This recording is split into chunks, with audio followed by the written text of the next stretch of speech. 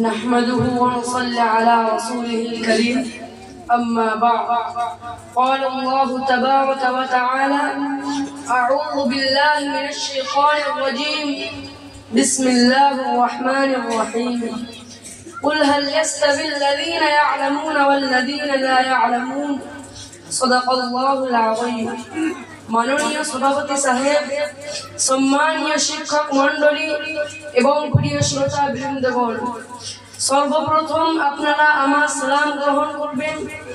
আসসালামু আলাইকুম ওয়া রাহমাতুল্লাহি ওয়া বারাকাতুহু।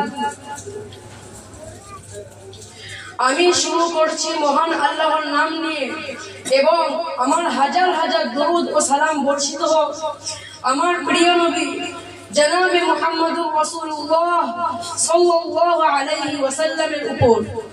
আজকে দিনে আমি কিছু শব্দ দিয়ে বলতে চাই ইসলামিক শিক্ষার গুরুত্বের উপর। পৃথিবীতে অনেক ধরনের শিক্ষা আছে, কিন্তু ইসলামিক শিক্ষার গুরুত্ব অন্যান্য শিক্ষার থেকে আলাদা। আমি অবশ্যই আলোচনা করতে চাই যে বিষয়টি, তা হলো শিক্ষা, যার অর্থ কেমন ভাবে মানুষের জীবনে জ্ঞানের আলোকে প্রভাবিত করা যায়। মহান আল্লাহ তাআলা কুরআনের মধ্যে বলেছেন, কুল হাল ইয়াস্তাবিল লাযীনা ইয়া'লামুনা ওয়াল লাযীনা লা ইয়া'লামুন।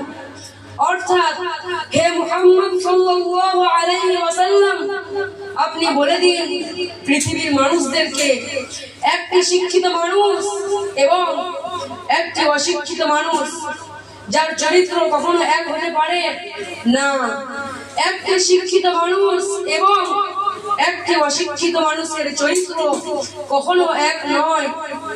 মহান আল্লাহ তাআলা কুরআনের মধ্যে বলেছেন, ওয়ামা ইয়াস্তাবিল আ'মা ওয়াল বাসীর। অর্থাৎ একটা চক্ষু বিশিষ্ট মানুষ এবং একটা চক্ষুবিহীন মানুষ, অন্ধকার এবং আলোকিত, যা কখনোই এক নয়।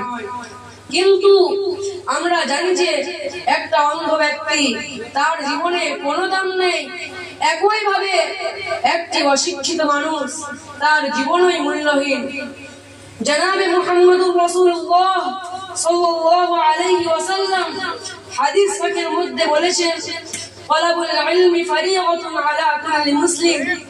অর্থাৎ প্রতিটি মুসলিমের জন্য ইসলাম শিক্ষা আবশ্যক। এছাড়াও আল্লাহ তাআলা কুরআনের মধ্যে বলেছেন, ইসলাম শিক্ষা খুবই প্রয়োজন পৃথিবীর প্রতিটি মুসলমানের জন্য। এক কবি কবিতায় বলেছেন, যার অর্থ হলো এই যে তোমার